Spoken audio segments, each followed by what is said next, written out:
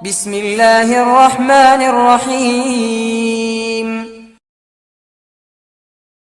السلام عليكم ورحمة الله تعالى وبركاته.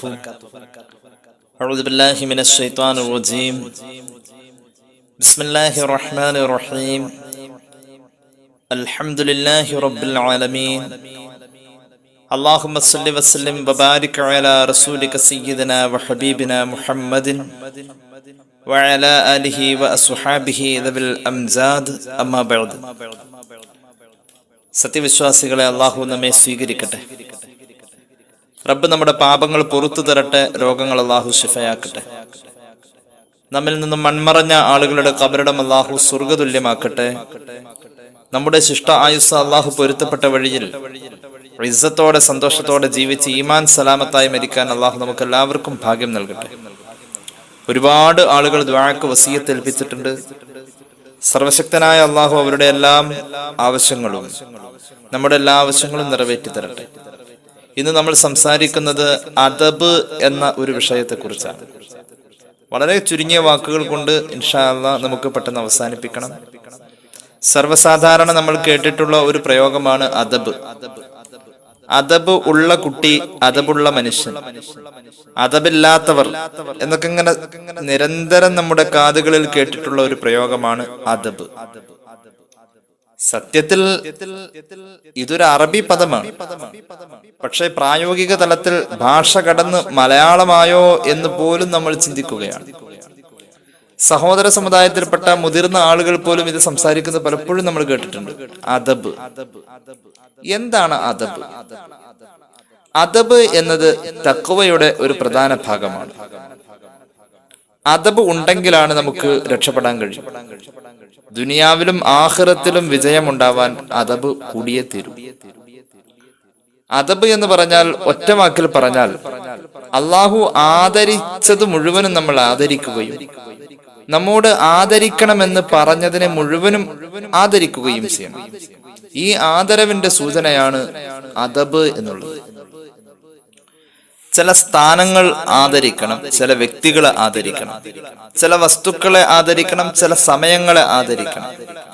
അള്ളാഹുവിന്റെ ഹബീബ് സല്ലല്ലാഹു അലൈഹി വസല്ലം തങ്ങൾ പഠിപ്പിച്ചിട്ടുണ്ടല്ലോ, പള്ളിയുടെ അകത്ത് സംസാരിക്കുന്ന വിഷയത്തിൽ കർശനമായി ഇടപെട്ടിട്ടുണ്ട് മുഹമ്മദ് റസൂൽ സല്ലല്ലാഹു അലൈഹി വസല്ലം. അത് പള്ളിയോടുള്ള ഒരു അദബാണ്. വ്യക്തിയോടുള്ള അദബുണ്ട്, ഖുർആനിനോടുള്ള അദബുണ്ട്. ഖുർആന്റെ നേരെ കാല് നീട്ടാ ചില ആളുകൾക്ക് അങ്ങനെയൊക്കെ ഉണ്ട്. അപ്പൊ ഓരോന്നിനോടും ഓരോ അദബുകൾ ഉണ്ട്. അത് ആ ഓരോ സന്ദർഭത്തിലും നമ്മൾ പഠിക്കുകയും നമുക്ക് താഴെ വരുന്നവരെ പറഞ്ഞു പഠിപ്പിക്കുകയും ചെയ്യണം. ഇന്ന് അറിവ് ധാരാളമുണ്ട്, പക്ഷെ അദബില്ല. അറിവിന് ഒരു പ്രയാസമില്ല. യൂട്യൂബ് നോക്കിയാൽ ഒരുപാട് ക്ലാസ്സുകളും പ്രഭാഷണങ്ങളും വയലുകളും ഉണ്ട്. എന്നാൽ പഴയ കാലത്ത് ഒരു വയല് കേൾക്കണമെങ്കിൽ ചൂട്ട് കത്തിച്ച് തളപ്പായും തലയിൽ ചുമന്ന് മക്കളെയും ഒക്കെ കൂട്ടിയിട്ടാണ് ഒരു വയല് കേൾക്കാൻ പോവാ. കാരണം സുബഹി ആവുമ്പോഴേക്കേ വയല് തീരുകയുള്ളൂ. ഒരു വേദിയിൽ ഒരാള് വയല് പറയും, അത് ചിലപ്പോ 40 ദിവസം ഉണ്ടാവും. 40 ദിവസം വയല് കേട്ടിരുന്നു ഞാൻ ഇന്ന മുസ്ലിയാരുടെ എന്നൊക്കെ പറയുന്ന ഒരു കാലം ഉണ്ടായിരുന്നു. ഒരു വേദിയിൽ 40 ദിവസം ഒരാള് വയല് പറയുന്നു. ഇന്നൊരു വേദി വെച്ച് കഴിഞ്ഞാൽ ആ ഒരു വേദിയിൽ എത്ര ആളുകളാണ് ഒരു സമയം പ്രസംഗിക്കുക? ഒരു വയലിന്റെ പരിപാടിയാണെങ്കിൽ തന്നെ. ഞാൻ ഒരു ഉദാഹരണം പറഞ്ഞതാണ്. അപ്പോൾ വയലുകൾക്ക് പഴയ കാലത്ത് ധാരാളം പ്രയാസം ഉണ്ടായിരുന്നു. ഒരുപാട് പ്രഭാഷകരൊന്നും ഉണ്ടായില്ല. നല്ല മുത്തഇലായ വാഴിലയങ്ങൾ അവിടെ ഇവിടെയൊക്കെ 1-2 പേരൊക്കെ ഉണ്ടാവും. ഒരുപാട് അറിവുകൾ പഴയ കാലത്ത് ഉണ്ടായിരുന്നില്ല. എന്ന് പറഞ്ഞാൽ അറിവില്ല എന്നല്ല, അറിവുകൾ സ്വായത്തമാക്കാനുള്ള വഴികൾ കുറവായിരുന്നു. ഏത് വിഷയത്തെക്കുറിച്ചും ഉമ്മയും വാപ്പയും അല്ലാത്ത എല്ലാം ഗൂഗിളിൽ നിന്ന് കിട്ടുമെന്നാണ് ഒരു സഹോദരൻ ഈ അടുത്ത ദിവസം പറഞ്ഞത്. മാതാപിതാ ഗുരു ദൈവം എന്നുള്ളിടത്ത് മാതാപിതാ ഗൂഗിൾ ദൈവം എന്ന് വരെ പറയുന്ന അവസ്ഥയിലേക്ക് അറിവുകൾ മുൻകടന്നിട്ടുണ്ട് എല്ലാ വിഷയത്തെക്കുറിച്ചും. അപ്പോൾ അറിവ് ഉണ്ടാകുന്നതിന്റെ കൂടെ അദബ് ഇല്ലാതെ പോവുകയാണ്. സ്വഹീഹുൽ ബുഖാരി പോലെയുള്ള ഗ്രന്ഥങ്ങൾ പഠിപ്പിച്ചു തരുന്ന മഹാന്മാരായ ഉസ്താദുമാർ നമ്മോട് പറയുന്ന ഒരു പ്രത്യേക കാര്യമുണ്ട്. ഗുരുമുഖത്ത് നിന്നും അറിവ് പഠിക്കുന്നതിന്റെ പ്രാധാന്യത്തെക്കുറിച്ച്. അവിടെ അറിവ് പഠിക്കുന്നതിന്റെ കൂടെ തന്നെ അദബും പഠിക്കുന്നുണ്ട്. നമ്മുടെ മക്കൾ ഇന്ന് പഠിക്കുന്ന സ്കൂൾ കലാലയങ്ങളിലും ഒക്കെയുള്ള സിലബസുകളിൽ ധാരാളം വിഷയങ്ങൾ അവർ പഠിച്ചു പോരാണ് ചെറിയ പ്രായത്തിൽ തന്നെ. അതുകൊണ്ട് ധാരാളം ആളുകൾ ഇന്ന് വെറുതെ നടക്കുന്ന മനുഷ്യന് പോലും വലിയ വലിയ ബിരുദങ്ങളുണ്ട്. പക്ഷേ മനുഷ്യരിൽ ഇല്ലാതെ പോയത് അദബാണ്, അറിവല്ല. അറിവ് ധാരാളമുണ്ട്.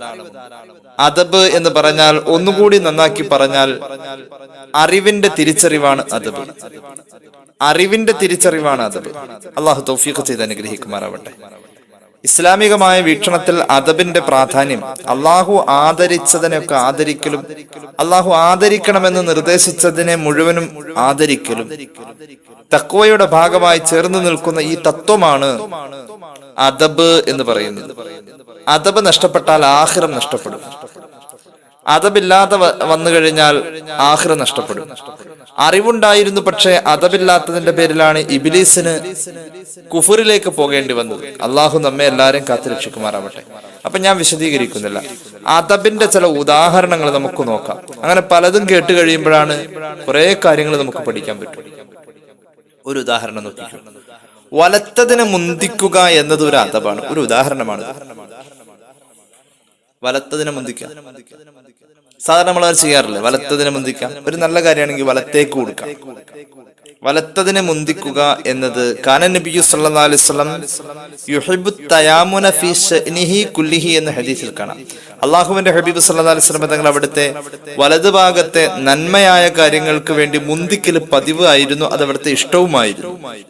അപ്പൊ വലത്തതിനെ മുന്തിക്കുക എന്നത്, ഒരു നന്മ ചെയ്യുകയാണെങ്കിൽ വലത്തതിനെ മുന്തിക്കുക എന്നത് ഒരു അദബാണ്. അതിനൊരു ഉദാഹരണം ഞാൻ കാണിച്ചു തരാം.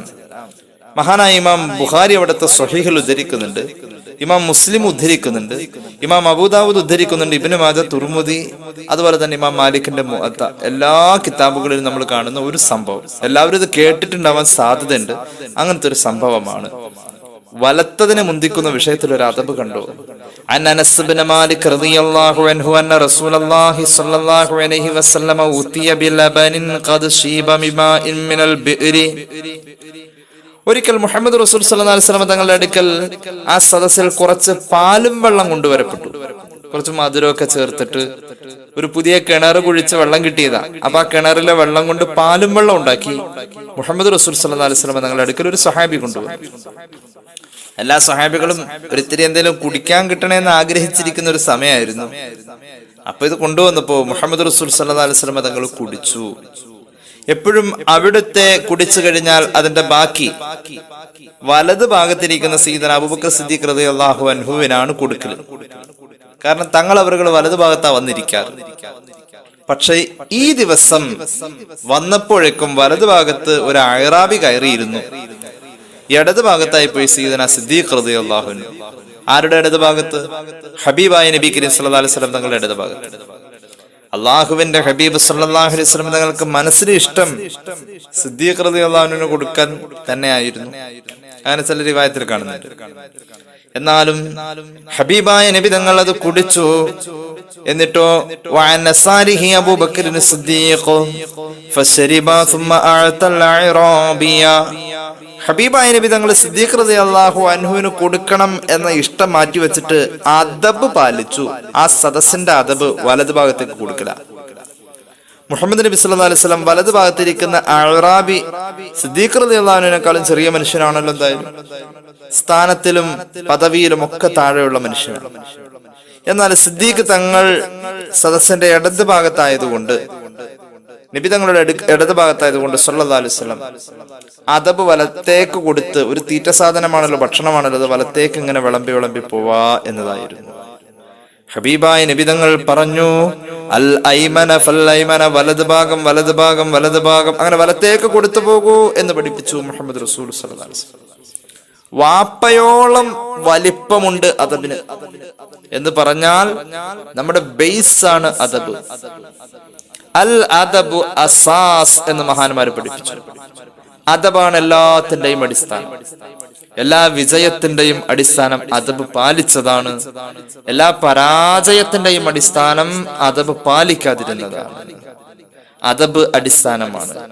അബ് എന്ന വാക്ക് അറബിയിൽ വാപ്പ എന്ന് സൂചിപ്പിക്കുന്നുവെങ്കിൽ, പിതാവ് എന്ന് സൂചിപ്പിക്കുന്നുവെങ്കിൽ, അബിൽ ദാല് കടന്നതാണ് അദബ്. അബുൻ എന്നതിൽ ദാല് കടന്നപ്പോ അദബുൻ എന്നായി. ഏതായാലും അദബ് വലുത് തന്നെയാണ്. അള്ളാഹുവിന്റെ ഹബീബ് സല്ലല്ലാഹു അലൈഹി വസല്ലമ തങ്ങൾ പഠിപ്പിച്ചത് ഈ ലോകത്തെ ഏറ്റവും വലിയ സമ്മാനം അദബാണെന്ന് മുഹമ്മദ് റസൂൽ സല്ലല്ലാഹു അലൈഹി വസല്ലം. ഇമാം തുർമിദിയുടെ ജാമിഉൽ നമുക്കൊരു ഹദീസ് കാണാം. عن أبي موسى عن أبي أن أيوب بن موسى رضي الله عنه قال رسول الله صلى الله عليه وسلم ما نحل والد ولدا من نحل أفضل من أدب حسن. ഒരു വാപ്പയും അല്ലെങ്കിൽ ഒരു ഉമ്മയും മകനോ മകൾക്കോ കൊടുക്കുന്ന ഏറ്റവും വിലയുള്ള സമ്മാനം അത് നല്ല അദബ് പഠിപ്പിക്കലാണെന്ന് മുഹമ്മദ് റസൂൽ സല്ലല്ലാഹു അലൈഹി വസല്ലം. നമ്മുടെ മക്കൾക്ക് ഏറ്റവും നല്ല അദബ് പഠിപ്പിച്ചിട്ടുണ്ടോ? ഏറ്റവും നല്ല ഗിഫ്റ്റാണ് നമ്മൾ നമ്മുടെ മക്കൾക്ക് കൊടുത്തത്. ആയുസ്സിലെ ഏറ്റവും വിലയുള്ള ഗിഫ്റ്റ്, ആയുസ്സിലെ ഏറ്റവും വിലയുള്ള സമ്മാനം അത് അദബാണെന്ന് മുഹമ്മദ് റസൂൽ സല്ലല്ലാഹു അലൈഹി വസല്ലം. മൻ വലിദ ലഹു വലദുൻ ഫൽയുഹ്സിൻ ഇസ്മഹു ഫഅദ്ദിബുഹു.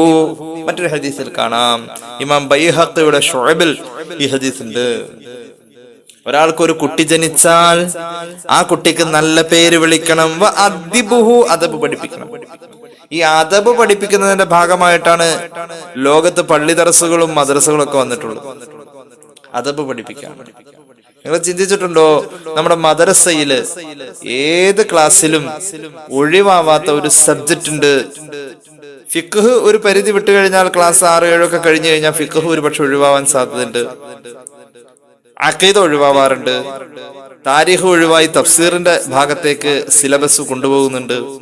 അങ്ങനെയൊക്കെ കാണുന്നുണ്ടെങ്കിലും ഒരിക്കലും ഒഴിവാവാത്ത ഒരു സബ്ജക്ട് അഖ്ലാഖ് എന്ന് പറയുന്ന ഒരു സബ്ജക്റ്റാണ്. മദ്രസ തലങ്ങളിൽ ഇപ്പോൾ സമസ്തയുടെ നേതൃത്വത്തിലാണെങ്കിലും അല്ലാതെയും ഒക്കെ +2 തലം വരെ നമുക്ക് മദ്രസ സംവിധാനം വ്യവസ്ഥാപിതമായി കേരളത്തിൽ പോകുന്നുണ്ട്. ഈ +2 വരെ ഉള്ളതിൽ 1 മുതൽ തുടങ്ങി +2 വരെ അവസാനിക്കാത്ത ഒരേ ഒരു സബ്ജക്ട് അഖ്ലാഖാണ്. ഞാൻ മനസ്സിലാക്കാണ്, അഖ്ലാഖ് എന്ന വിഷയം എഴുത്തും വായനയും തുടങ്ങുന്നതിന് മുന്നേ ഉസ്താദ്മാര് ചൊല്ലിയും പറഞ്ഞും കാണിച്ചും പാടിയും കേൾപ്പിച്ചും കുട്ടികളെ പഠിപ്പിക്കുന്നുണ്ട്, ഗ്രന്ഥങ്ങളുടെ പിന്തുണ ഇല്ലാതെ പോലും. അപ്പോൾ ചെറിയ ക്ലാസ്സിൽ അക്ഷരം എഴുതുന്നതിന് മുന്നേ തന്നെ അദബ് പഠിപ്പിക്കുന്നുണ്ട്. അഖ്ലാഖ് എന്ന സബ്ജക്ട് അവിടെ ചർച്ചയാകുന്നുണ്ട്. ഞങ്ങളൊക്കെ ചെറുപ്പത്തിൽ മദ്രസയിൽ പഠിക്കുന്ന കാലഘട്ടത്തിൽ എല്ലാ വെള്ളിയാഴ്ചയും നഖം വെട്ടിയിരുന്നോ എന്നറിയാൻ വേണ്ടി ഉസ്താദ് ശനിയാഴ്ച കയ്യു നോക്കും. വെള്ളിയാഴ്ച ഓത്തുണ്ടാവില്ലല്ലോ മദ്രസ. വ്യാഴാഴ്ച രാവിലെ മുതൽ ഉച്ചവരെ ഓത്തുണ്ടാവുകയാണെങ്കിൽ ഓത്ത് കഴിയുമ്പോൾ പറയും, ഇന്ന് വ്യാഴാഴ്ചയാണ്, നാളെ വെള്ളിയാഴ്ചയാണ്, സുന്നത്തുകൾ എടുക്കണം. മൊത്തത്തിൽ എല്ലാവരോടും കൂടി പറയും. നഖം മുറിക്കണം, മറ്റുള്ള കാര്യങ്ങളും ഒക്കെ പറഞ്ഞു കൊടുക്കും. വലിയ കുട്ടികളോട് അൽകഹഫ് ഓതുന്ന കാര്യം ഓർമ്മപ്പെടുത്തും. ഇങ്ങനെയൊക്കെ മദ്രസ തലങ്ങളിൽ അദബ് പഠിപ്പിക്കുന്നതിന് വേണ്ടിയിട്ടുള്ള ഒരു സിലബസ് ആണ് അഖ്ലാഖ്. പൂർണ്ണമായും അത് തസവുഫ് തന്നെയാണ്. മനുഷ്യന്റെ സ്വഭാവങ്ങൾ പഠിപ്പിക്കലാണ്. അള്ളാഹുവിന്റെ ഹബീബ് സല്ലല്ലാഹു അലൈഹി വസല്ലമ തങ്ങൾ പഠിപ്പിക്കുന്ന അദബിന്റെ മറ്റൊരു ചിത്രം നമുക്ക് കാണാം. മഹാനായ അബ്ദുല്ലാഹി ഇബ്നു അബീ സലമ റളിയല്ലാഹു അൻഹു ഹബീബിന്റെ തൊട്ടടുത്ത് ചേർന്നിരിക്കാണ്. ചെറിയ മോനാണ് മഹാനായ അബ്ദുല്ലാഹി ഇബ്നു അബീ സലമ, കൊച്ചുമോന. മുഹമ്മദ് റസൂൽ സല്ലല്ലാഹു അലൈഹി വസല്ലം ഭക്ഷണം കഴിക്കുമ്പോൾ ഈ കുട്ടി അടുത്തിരിപ്പുണ്ട്. ആ കുട്ടിക്കും ഭക്ഷണം കൊടുത്തു. അപ്പോണ്ടടാ എടുത്ത കൈകൊണ്ട് കുട്ടി ഇങ്ങനെ അവിടുന്ന് ഇവിടുന്നൊക്കെ വാരിത്തിന്നു.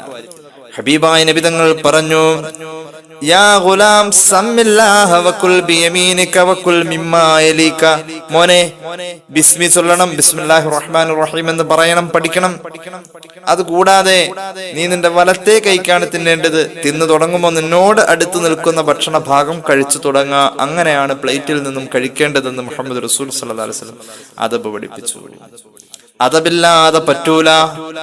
80,000 കൊല്ലമാണ് ഇബ്ലീസ് അള്ളാഹുവിനെ ഇബാദത്ത് ചെയ്തത്. പടച്ച റബ്ബേ, 80,000 കൊല്ലം.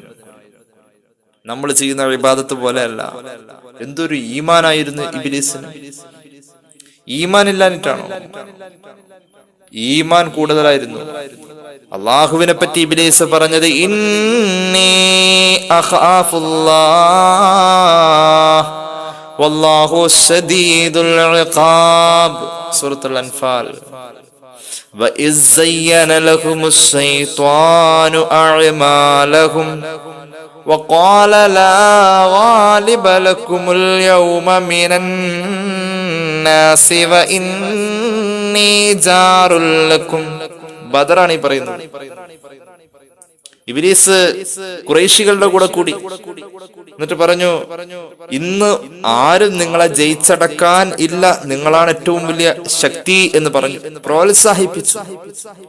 മാദക തിടുമ്പുകളായ തരുണിമണികൾ ചടുല നൃത്തം ചവിട്ടി ആവേശം കൊടുത്ത് ഭർത്താക്കന്മാരെയും സഹോദരന്മാരെയും പിതാക്കളെയും യുദ്ധത്തിന്റെ രണഭൂമിയിലേക്ക് പറഞ്ഞയക്കുമ്പോഴും വീര്യമൊട്ടും ചോർന്നു പോകാത്ത അവരുടെ മുന്നിൽ വീണ്ടും വീര്യം പകരാൻ ഇബ്ലീസ് പറഞ്ഞു, ലാ ഗാലിബ ലക്കുമുൽ യൗമ മിനൻ നാസി, നിങ്ങളെ അതിജയിക്കാൻ ആർക്കും കഴിയില്ല, ഏറ്റവും വലിയ ശക്തി നിങ്ങൾ തന്നെയാണ്. സൂറത്തുൽ അൻഫാൽ പറയാണ്. ഇബ്ലീസ് എന്നിട്ട് പിന്നെന്താ പറഞ്ഞെന്നറിയോ? വഇന്നീ ജാറുൽ ലക്കും, ഞാൻ നിങ്ങളെ സഹായിക്കാം, ഇതിനപ്പുറം ഞാനും സഹായിക്കാം. നജദിൽ നിന്ന് വന്ന ഒരു വൃദ്ധന്റെ രൂപത്തിൽ പക്വതയോടുകൂടെയും യുദ്ധത്തിന്റെ തന്ത്രങ്ങൾ കൃത്യമായും പറഞ്ഞു പഠിപ്പിച്ച് ഖുറൈശികളുടെ കൂടെ കൂടി ഏറ്റവും വലിയ അഭിപ്രായ വിശാലതയുള്ള ഒരു യുദ്ധപാടവത്തിന്റെ സർവസ്വവും പ്രകടിപ്പിച്ച ഇബ്ലീസ് പറഞ്ഞു, ഇതിനൊക്കെ പുറമെ ഞാനും നിങ്ങളെ സഹായിക്കാം. അവസാനം ഫലമ്മാ തറാഅത്തിൽ ഫിഅതാനി നകസ അലാ അഖബൈഹി, രണ്ട് സംഘവും കണ്ടുമുട്ടിയപ്പോൾ മഹാന്മാരായ മലക്കുകൾ ബദരീങ്ങളുടെ കൂടെ ഇങ്ങനെ ഇറങ്ങി വരുന്നത് ഇബ്ലീസ് കണ്ടപ്പോ നകസ അലാ അഖബൈഹി, പുറകോട്ട് ചാടി. വഖാല ഇന്നി ബരീഉം മിൻകും, ഞാൻ നിങ്ങളിൽ നിന്നും ഒഴിവാണ്. അബൂജഹലെ, ഉമയ്യത്തെ, ഉത്ബത്തെ, ശൈബത്തെ, ഇന്നി അറാ മാ ലാ തറൗന ഇന്നി അഖാഫുല്ലാഹ്, നിങ്ങൾ കാണാത്ത പലതിനെ ഞാൻ കാണുന്നുണ്ട്. അപ്പൊ ഈമാനുണ്ട്. ഇബ്ലീസ് പറഞ്ഞു, എനിക്ക് അല്ലാഹുവിനെ പേടിയാണ്. വല്ലാഹു ശദീദുൽ ഇഖാബ്, അല്ലാഹുവിന്റെ ശിക്ഷ കണ്ടവനെ ഞാൻ, അല്ലാഹു നന്നായിട്ട് ശിക്ഷിക്കും, എനിക്ക് അല്ലാഹുവിനെ പേടിയാണ്. നമ്മൾ നന്നാവണമെങ്കിൽ നമ്മൾ ഒരു പ്രാവശ്യം ജീവിതത്തിൽ ഇസ്രായേലിനൊന്ന് കണ്ടാൽ മതി, നമ്മൾ നന്നാവും. എപ്പോ കാണണം? എന്തായാലും കാണും നമ്മൾ അവസാനം. അതിനു മുമ്പൊന്ന് കണ്ടാണ്ടല്ലോ. എന്തൊരു നിസ്സാരമായ ലാഘവത്തോടു കൂടെയാണ് കോമഡി കാലനെ അവതരിപ്പിക്കുക. അത് കേട്ട് നമ്മളും നമ്രശിരസ്കരായി കൈയടിച്ച് ചിരിക്കാറുണ്ട്. റിയാലിറ്റി ഷോയിലൊക്കെ വളരെ നിസ്സാരമായ ലാഘവത്തോടു കൂടെയാണ്. എന്റെ സമുദായമേ, നമ്മൾ അതിനെ അവലംബിക്കുകയോ അതിൽ പുഞ്ചിരിക്കുകയോ ആർത്തട്ടഹസിക്കുകയോ അരുതേ. സയ്യിദുനാ ഇസ്രായേൽ അലൈഹിസ്സലാത്തു വസ്സലാമിനെ പോലും നമ്മുടെ വിശ്വാസ സങ്കല്പത്തിൽ നിന്നും വികൃതമാക്കിയിട്ട് മറ്റൊരു രൂപത്തിലൂടെ, അത് കോമഡി ആവട്ടെ ഏതാവട്ടെ, ആ ചിത്രീകരണത്തിലും ആവിഷ്കരണത്തിലും നമ്മൾ പങ്കാളിയാവരുത്. നമ്മളത് കാണാനോ കേൾക്കാനോ നിൽക്കരുത്. ചില എഴുത്തുകളും ആ രീതിയിലൊക്കെ വളരെ ഹാസ്യം നിറഞ്ഞ രീതിയിൽ അവതരിപ്പിക്കുമ്പോൾ സയ്യിദുനാ ഇസ്രായേൽ അലൈഹിസ്സലാം എന്ന മഹാനായ മലക്ക് നമ്മുടെ മനസ്സിൽ ഒരു നിസ്സാരമാവല്ലേ. ഇസ്രായേലിനെ ഒന്ന് ഓർത്താൽ നമ്മള് എത്ര ഇബാദത്ത് ചെയ്യും. ഇസ്രായേലിനെ ഓർത്താൽ ഇസ്രായേൽ ചിരിച്ചിട്ട് റൂഹ് പിടിക്കുന്നവരിൽ അല്ലാഹു നമ്മെ ചേർക്കട്ടെ. അത് വലിയൊരു കാര്യമാണ്. ഇസ്രായേൽ ചിരിച്ചുകൊണ്ട് റൂഹ് പിടിക്കുന്ന ഒരവസ്ഥ കിട്ടണം. മഹാന്മാരായ മലക്കുകൾ ഇറങ്ങി വരണം. ഇസ്രായേൽ റൂഹ് പിടിക്കാൻ വരുന്നതിന്റെ മുന്നേ ജിബ്രീൽ അലൈഹിസ്സലാം വന്നുകൊണ്ട് നമുക്ക് വേണ്ടി സമാധാനത്തിന്റെ വാക്കുകൾ പറയണം, നമ്മെ സന്തോഷിപ്പിക്കണം. അല്ലാഹു തൗഫീഖ് ചെയ്യട്ടെ. അപ്പൊ ലാ ഇലാഹ ഇല്ലല്ലാഹ് നാവിന്റെ തുമ്പിലേക്ക് അറിയാതെ വരും. ഏതായാലും ഇസ്രായേലിനെയോ ജിബ്രീലിനെയോ ഇസ്രാഫീലിനെയോ അലൈഹിമുസ്സലാത്തു വസ്സലാം ഒന്ന് കണ്ടാൽ മതി, നമ്മൾ നന്നാവും. എപ്പോ കാണണം? നേരത്തെ കാണണം. പറ്റുമോ? പറ്റും. അതിനുള്ള അവസ്ഥയിലെത്തിക്കഴിഞ്ഞു. തതനസ്സലു അലൈഹിമുൽ മലായിക അല്ലാ തഖാഫു വലാ തഹ്സനു വഅബ്ശിറൂ ബിൽ ജന്നത്തില്ലത്തി കുൻതും തുഅദൂൻ എന്ന് ഖുർആൻ പറഞ്ഞിട്ടുണ്ട്. നേരത്തെ കാണാൻ പറ്റും. നരകത്തിന്റെ കാവൽക്കാരനായ മലക്കിനെ നമുക്ക് നേരത്തെ കാണാൻ പറ്റും. ഈ പറഞ്ഞ ആളുകളൊക്കെ നമ്മൾ കാണാഞ്ഞിട്ട് തന്നെ നമുക്ക് ഈമാൻ ഉണ്ടെന്നാ നമ്മൾ പറയുന്നത്. എന്നാൽ ഇവരൊക്കെ കണ്ട ഇബ്ലീസാണ് പറഞ്ഞത്, എനിക്ക് അള്ളാനെ പേടിയാ, ഈമാൻ ഉണ്ട്, ഈമാൻ ഉപകാരപ്പെട്ടില്ല. അതബില്ലാത്തതിന്റെ പേരിൽ ഇബ്ലീസിന് ഈമാനുണ്ട്. ഇബ്ലീസിന് ഈമാനുണ്ട്. മഹാന്മാരായ സ്വഹാബികൾ പോലും ചില മലക്കുകളെ പൂർണ്ണ രൂപത്തിൽ കാണാൻ ആഗ്രഹിച്ചിട്ടുണ്ട് എന്ന് നമുക്ക് തഫ്സീർ ഗ്രന്ഥങ്ങളിലും ഹദീസുകളും ഒക്കെ കാണാനുണ്ട്. സ്വഹാബികൾ പോലും ആഗ്രഹിച്ചിട്ടുണ്ട്, ഇന്ന മലക്കിനൊന്ന് കാണണം, ഇന്ന മലക്കിനൊന്ന് കാണണം. അള്ളാഹു അനുഗ്രഹിച്ചാൽ നമ്മുടെ ഈ തിരക്ക് പിടിച്ചുള്ള സമയങ്ങളും ക്ലാസ്സുകളൊക്കെ ഒന്ന് ഒതുങ്ങി ഒരു സമാധാനത്തിൽ സമയം കിട്ടും പോലെ മലക്കുകളെ കുറിച്ച് നമുക്ക് ധാരാളം പറയാനുണ്ട്. അള്ളാഹു തൗഫീഖ് ചെയ്യട്ടെ. മലക്കുകളെ കുറിച്ച്, ഓരോ മലക്കിനെ കുറിച്ച്, നമ്മൾ കേട്ട മലക്ക്, കേൾക്കാത്ത മലക്ക്, മലക്കുകളുടെ രൂപം, മലക്കുകളുടെ സ്ഥാനം, ജോലി ഒക്കെ പറയാനുണ്ട്. മലക്കുകളെ കുറിച്ച് കുറെയെങ്കിലും അറിഞ്ഞാലാണ്, മലക്കുകളിലുള്ള വിശ്വാസം എന്ന് പറഞ്ഞിട്ട് ഈമാൻ കാര്യങ്ങളിൽ ഒരു പ്രത്യേകമായൊരു സെക്ഷൻ തന്നെ ഉണ്ട്. അതേക്കുറിച്ച് എന്തെങ്കിലുമൊക്കെ നമുക്ക് അറിയാൻ കഴിയും. അള്ളാഹു നമ്മുടെ അറിവിൽ ബർക്കത്ത് നൽകട്ടെ. ഏതായാലും ഇബ്ലീസ് ഇവരൊക്കെ കണ്ടതാ, ഈ പറഞ്ഞ മലക്കുകളൊക്കെ കണ്ടിട്ടുണ്ട്. എന്തൊരു ഈമാനായിരുന്നു. പക്ഷേ ഇബ്ലീസിന്റെ ആഖിറം നഷ്ടപ്പെട്ടത് അദബില്ലാത്തത് കൊണ്ടാണ്. വലഖദ് ഖലഖനാകും ثم صورناكم ثم قلنا للملائكة اسجدوا لآدم فسجدوا إلا إبليس لم يكن من الساجدين قال ما منعك ألا تسجد إذ أمرتك قال أنا خير منه خلقتني من نار وخلقته من طين. ഇബ്ലീസ് അദബ് കാണിച്ചില്ല. എവിടെ? പ്രവൃത്തിയിലും വാക്കിലും അദബ് കാണിച്ചില്ല. ഏതാ പ്രവൃത്തി? അള്ളാഹു സുജൂദ് ചെയ്യാൻ പറഞ്ഞപ്പോൾ സുജൂദ് ചെയ്യാതിരുന്ന പ്രവൃത്തിയാണ് ഇബ്ലീസ് അദബ് തെറ്റിച്ചത്. സുജൂദ് ചെയ്താൽ പ്രവൃത്തിയിൽ അദബ് പാലിക്കലായനെ. സുജൂദ് ചെയ്യാതിരുന്നപ്പോ പ്രവൃത്തിയിൽ അദബ് പാലിച്ചില്ല. അള്ളാഹ് ചെയ്യാൻ പറഞ്ഞ പ്രവൃത്തി ചെയ്തില്ല. ഇനി വാക്കിൽ ഇബ്ലീസ് അദബ് തെറ്റിച്ചപ്പോഴാ? ഇബ്ലീസ് സത്യമാണ് പറഞ്ഞത് എങ്കിലും ചില സത്യങ്ങൾ ചില സ്ഥലത്ത് പറയാൻ പാടില്ല. അങ്ങനെയുണ്ട്. നമ്മളിൽ ചില ആളുകളുണ്ട്, ഞാൻ പറഞ്ഞ അതിനെന്താ, ഞാൻ പറഞ്ഞതല്ലേ ശരി, അങ്ങനെ ഞാൻ പറഞ്ഞൊക്കെ ശരിയായൊക്കെ പറയണമെന്നുണ്ടോ? ഇബ്ലീസ് പറഞ്ഞതായിരുന്നു ശരി, പക്ഷെ പറയാൻ പാടില്ലായിരുന്നു. അതായിരുന്നു അദബ്. വാക്കിൽ അദബുണ്ടായില്ല. അന ഖൈറും മിൻ, ആദമിനേക്കാളും എല്ലാ നിലക്കും ഖൈർ ഞാനാ. അതിന് കാരണമുണ്ട്. വെറുതെ പറഞ്ഞൊന്നല്ല, നല്ല വിവരമുള്ള ആളാ ഇബ്ലീസ്. നല്ല വിവരം, അറിവ് ഉണ്ട്, പക്ഷേ അദബില്ല. ഇബാദത്തുണ്ട്, പക്ഷേ അദബില്ല. പോയി, ഒക്കെ പോയി. അറിവെന്തായിരുന്നു? 20,000 കൊല്ലം മഹാന്മാരായ മലക്കുകൾക്ക് ദറസ് നടത്തി വഅദ് പറഞ്ഞ ആളാണ് ഇബ്ലീസ് ലഅനത്തുല്ലാഹി അലൈഹി. 20,000 കൊല്ലേ എത്ര പറഞ്ഞാലും തീരോ? 20,000 കൊല്ലം ഇങ്ങനെ പറഞ്ഞു തന്നെ പറയോ? പറയാത്തതേ പറഞ്ഞിട്ടുള്ളൂ. ഇങ്ങനെ പറഞ്ഞു. അത്രയും വലിയ ജ്ഞാനിയായിരുന്നു. അറിവുണ്ടായിരുന്നു, അതബില്ല. അറിവുണ്ടായിരുന്നു, അതബില്ല. നമ്മൾ എന്താ മനസ്സിലാക്കേണ്ടത്? ചെയ്യുന്ന അമലുകൾക്കൊരു സ്വീകാര്യത ലഭിക്കാൻ ഒരു മുഖ്യ കാരണമാണ് അദബ്. അള്ളാഹു തൗഫീഖ് ചെയ്യട്ടെ. അദബ് ഇബ്ലീസിൽ നിന്ന് ഒരുപാട് പഠിക്കാനുണ്ട്. അവന് ഒരുപാട് അറിവുണ്ടായി, അമലുണ്ടായി. നേരത്തെ പറഞ്ഞില്ല, 80,000 കൊല്ലാണ് മൂപ്പര് അള്ളാഹുവിനെ ഇബാദത്ത് ചെയ്തത്. 40,000 കൊല്ലം സ്വർഗത്തിന് കാവല് നിന്നിട്ടുണ്ട്. ഇമാം സാവി അൽ ബഖറയുടെ തഫ്സീർ പറയുന്നുണ്ട് ഇതൊക്കെ. അതുപോലെ തന്നെ മലക്കുകളിൽ ഒരു പ്രത്യേക വിഭാഗത്തിന്റെ കൂടെ 14,000 കൊല്ലം നേതാവായി നടന്നിട്ടുണ്ട്. അതുപോലെ തന്നെ പരിശുദ്ധ കഅബക്ക് തവാഫ് ചെയ്യാൻ 14,000 കൊല്ലം ഭൂമിയിൽ വന്നിട്ടുണ്ട്. ബൈത്തുൽ മഅമൂറും തവാഫ് ചെയ്തിട്ടുണ്ട് 14,000 കൊല്ലം. ഇങ്ങനെയൊക്കെ ധാരാളം അമലും അറിവും ഉണ്ടായി, പക്ഷെ അദബ് ഉണ്ടായില്ല. 2 സ്ഥലത്ത് അദബ് പോയി. ഒന്ന്, സുജൂദ് ചെയ്യാതിരുന്നപ്പോ അദബ് പോയി. രണ്ടാമത് അദബ് പോയത്, അയാൾ അള്ളാഹുവിനോട് ഒരു വർത്താനം പറഞ്ഞു. ആ വർത്താനം ശരിയായിരുന്നു. എല്ലാ ശരിയും പറയേണ്ടതല്ല. എല്ലാ ശരിയും പറയാൻ പാടില്ല. ഉദാഹരണം, വാപ്പായും ഉമ്മായും നമ്മളെ ശകാരിക്കാണ്, നമ്മുടെ ഭാഗത്ത് ശരിയുണ്ട്, പറയണ്ട, മിണ്ടണ്ട. ശരിയുണ്ടോ നിന്റെ ഭാഗത്ത്? മിണ്ടലല്ല ബുദ്ധി, മിണ്ടാതിരിക്കല ബുദ്ധി. ഇദാ തമ്മഅഖലുൽ മർഇ ഖല്ലാ കലാമുഹു വഅയ്ഖന ബിമുഹിഖ്ഖിൻ മിൻഹു ഇൻ കാന മുക്സിറാ. ബുദ്ധിയുള്ളവനാണെങ്കിൽ കുറച്ച് മിണ്ടു. മിണ്ടാതിരിക്കൽ തന്നെ ഒരു മറുപടിയാണ്. ഇബ്ലീസ് പറഞ്ഞത് ന്യായമായിരുന്നു. അല്ലാഹുവേ, നീ എന്നെ പടച്ചിരിക്കുന്നത് തീയിനാലല്ലേ?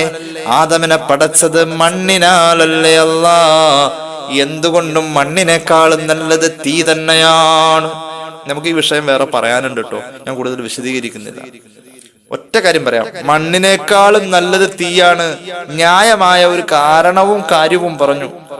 മണ്ണിനേക്കാളും ശ്രേഷ്ഠമായത് തീയാണ്. ശ്രേഷ്ഠമായതെന്നല്ല പറഞ്ഞത്, ഖൈർ എന്ന പ്രയോഗമാണ്. ഖൈർ എന്ന് പറഞ്ഞാൽ സൂപ്പർലേറ്റീവ് പ്രയോഗമാണ്. ഏറ്റവും ശ്രേഷ്ഠം, മണ്ണിനേക്കാളും ഏറ്റവും എന്തുകൊണ്ടും ശ്രേഷ്ഠം തീയാണ്. അങ്ങനെ തീയിനാൽ പടച്ച ഞാൻ എന്തിനാ മണ്ണിനാൽ പടച്ച ആൾക്ക് സുജൂദ് ചെയ്യാ? ആ വർത്താനം അള്ളാന്റെ മുന്നിൽ പറയാൻ പാടില്ല. അധിക പ്രസംഗമായിപ്പോയി, അതബുകേടായിപ്പോയി. ആദം നബിയോടും അതബുകേട് കാണിച്ചു, അള്ളാഹുവോടും അതബുകേട് കാണിച്ചു. നമുക്ക് സ്വാഭാവികമായ ഒരു സംശയം ഉണ്ടാവും, എന്താണ് ഇപ്പൊ തീയും മണ്ണും തമ്മിൽ ഇത്ര അന്തരം? ഞാനൊരു ഉദാഹരണം പറയാം. പൊതുവെ ത്വഹാറത്തിന് ഉപയോഗിക്കുന്ന മഹാന്മാരായ മുഫസ്സിരിങ്ങൾ ധാരാളം ഇത് വിശദീകരിക്കുന്നുണ്ട്. നമുക്ക് തൊട്ടടുത്ത ദിവസങ്ങളിൽ എപ്പോഴെങ്കിലും കണ്ണേറ് സിഹർ പോലെയുള്ള വിഷയങ്ങൾ പറയാനുണ്ട്. അതുകൊണ്ട് ഞാൻ അതിലേക്ക് ഈ ചർച്ച കൂടുതൽ അവിടെ വിശദീകരിക്കാമെന്ന് ആഗ്രഹിക്കാണ്. ഇപ്പൊ അത് പറഞ്ഞത് തീരില്ല. തീയ് എന്നാലും സാന്ദർഭികമായ ഒന്ന് പറയാം. തീയ് മണ്ണ് തമ്മിലുള്ള വ്യത്യാസം എന്തെന്ന് ചോദിച്ചാൽ, ലോകത്ത് ത്വഹാറത്തിന് ശുദ്ധീകരണത്തിന് വേണ്ടി ഉപയോഗിക്കുന്ന ഘടകങ്ങൾ പ്രധാനമായും 4 അൽ അനാസുറുൽ അർബഅ.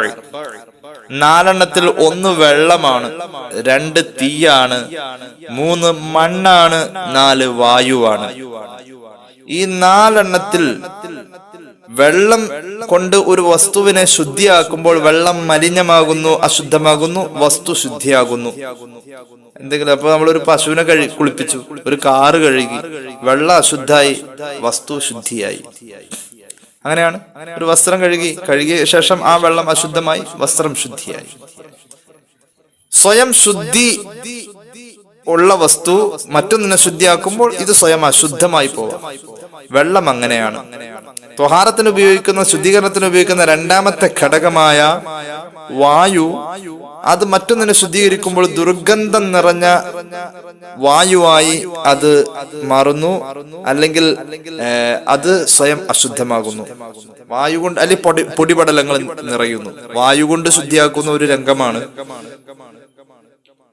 പഴയ കാലത്ത് ഈ കൊയ്ത്തൊക്കെ കഴിഞ്ഞ് കഴിയുമ്പോൾ ഒരു മുൻവശം കൂർത്തിരിക്കുന്ന ഒരു കുട്ടയുടെ അകത്തേക്ക് നെല്ലൊക്കെ ഇട്ടിട്ട്, നെല്ലിങ്ങനെ ഒരാൾ തോളിൽ വെച്ചിട്ട് ഇങ്ങനെ താഴേക്കിടുമ്പോൾ മറ്റേ ആൾ മുറം വെച്ച് ഇങ്ങനെ വീശും.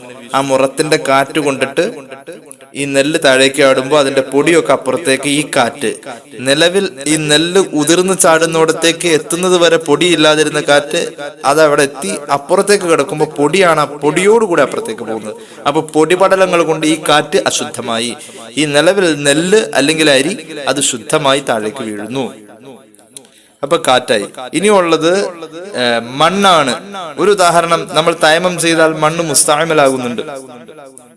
ആ മണ്ണ് പിന്നെ ഉപയോഗിക്കാൻ പറ്റാത്ത അവസ്ഥയിൽ വരുന്നുണ്ട്, മണ്ണ് അശുദ്ധമാകുന്നുണ്ട്. പിന്നെ ഉള്ളത് തീയാണ്. തീ കൊണ്ട് ശുദ്ധീകരിച്ചാൽ തീ ഒരിക്കലും അശുദ്ധമാവുന്നില്ല.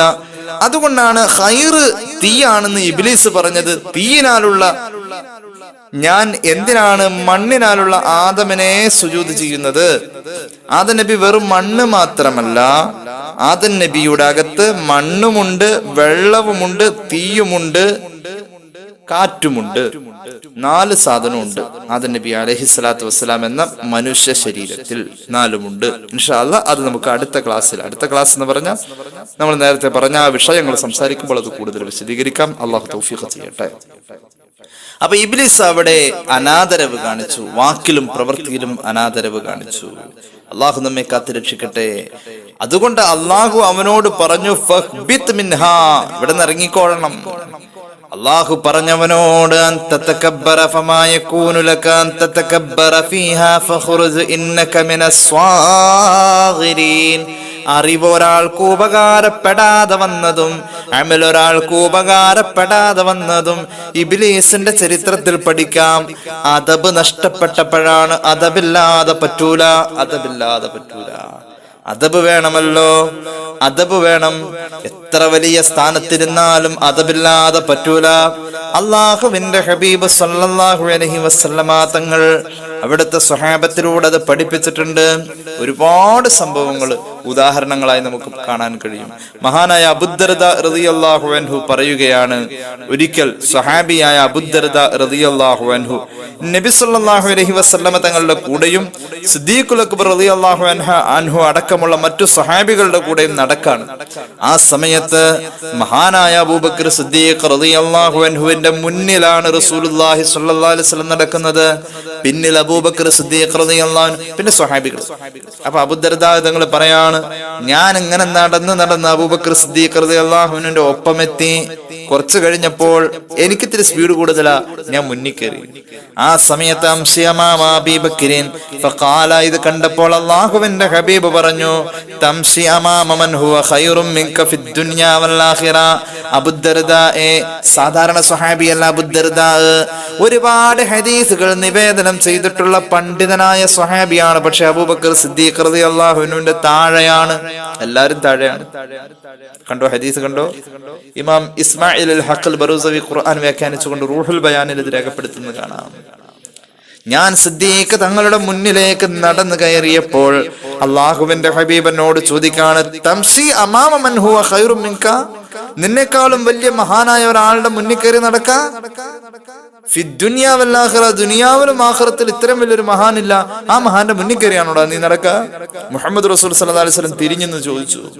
മാ ത്വലഅത് ശംസുൻ വലാ ഗറുബത് അലാ അഹദിൻ ബഅദൻ നബിയ്യീന വൽ മുർസലീന ഖൈറിൻ ഔ അഫ്ളല മിൻ അബീ ബക്കറിൻ റളിയല്ലാഹു അൻഹു നബിയുനാ റസൂലുള്ളാഹി. ആകാശത്തിന്റെ ചുവട്ടിൽ ഈ ഭൂമിയിൽ ഒരു സൂര്യോദയം ഉണ്ടായിട്ടുണ്ടോ, ഒരു സൂര്യാസ്തമയം ഉണ്ടായിട്ടുണ്ടോ? സൂര്യ ഉദയാസ്തമയത്തിന് സാക്ഷിയായിട്ടുള്ള അംബിയാ മുർസലീങ്ങൾ കഴിഞ്ഞിട്ടുള്ള മനുഷ്യന്മാരിൽ ഏറ്റവും ഒന്നാം സ്ഥാനം എന്റെ സിദ്ദീഖിനാണെന്ന് മുഹമ്മദ് മുസ്തഫ സല്ലല്ലാഹു അലൈഹി മുഹമ്മദ് സല്ലല്ലാഹു അലൈഹി വസല്ലം. അപ്പൊ അദബ് എല്ലാ സ്ഥലത്തും വേണം. കാരണവന്മാരോട് അദബ് വേണം, പഠിപ്പിക്കണം. മോനെ വാപ്പാടെ അടുത്ത് അങ്ങനെയുടെ വർത്താനം പറയാ. ഭർത്താവിനോട് ഭാര്യക്ക് അദബ് വേണം, ഭാര്യ പിതാവിനോട് മരുമകന് അദബ് വേണം. നേരെ തിരിച്ചും ഭർത്താവിന്റെ പിതാവിനോടും ഭർത്താവിന്റെ മാതാവിനോടും ഭാര്യയായി വന്ന പെൺകുട്ടിക്ക് അദബ് വേണം. ഉസ്താദ്മാരോട് അദബ് വേണം. ആർക്ക് വേണം? പഠിപ്പിക്കപ്പെടുന്ന കുട്ടികൾക്കോ? മദ്രസയിലെ അധ്യാപകരോട് കുട്ടികളാണ് അദബ് കാണിക്കേണ്ടത്. കുട്ടികൾ മാത്രല്ല, കുട്ടികളുടെ വാപ്പായും ഉമ്മായും കാണിക്കണം അദബ്. അങ്ങനെയുണ്ട്. കുട്ടികളൊന്ന് തല്ലിയ, ഒന്ന് ചൊറിഞ്ഞ, എന്തെങ്കിലും ഒന്ന് പറഞ്ഞ അപ്പോഴേക്കും പടയായി ഇങ്ങോട്ട് വരും ഉസ്താദിനെ ചോദ്യം ചെയ്യാൻ. അദബ് കേടാണ്. അദബ് കേട് കൊണ്ട് നഷ്ടം വരുന്നത് നമ്മുടെ മക്കൾക്കാണ്. ഉസ്താദിന് വിഷമം ഉണ്ടാവില്ലായിരിക്കും, പക്ഷെ പടച്ചോൻ വിടൂലത്. ആദരിക്കേണ്ടതിന് ആദരിക്കണം. അല്ലാഹു തൗഫീഖ് ചെയ്യട്ടെ.